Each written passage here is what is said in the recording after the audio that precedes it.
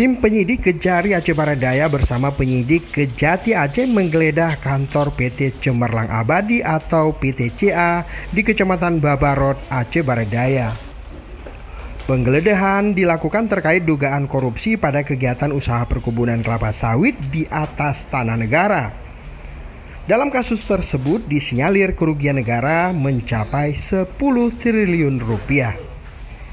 Kasih Penkum Kejati Aceh Ali Rasab Lubis mengatakan penggeledahan dilakukan untuk kepentingan penyidikan pada perkara dugaan tindak pidana korupsi terkait kegiatan usaha perkebunan kelapa sawit di atas tanah negara oleh PTCA yang berlokasi di Kecamatan Babarot. Pada penggeledahan tersebut, tim penyidik kejaksaan mengumpulkan sejumlah dokumen penting yang berkaitan dengan tindak pidana korupsi, seperti dokumen keuangan dan dokumen pendukung lain yang diperlukan oleh penyidik.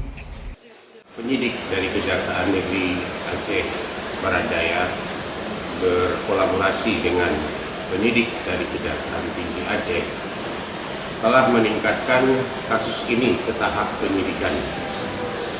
Dalam tahapan penyidikan ini, tentunya kita akan mengambil langkah-langkah.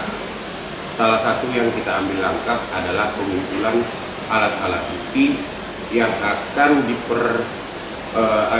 nanti dibuktikan di depan persidangan.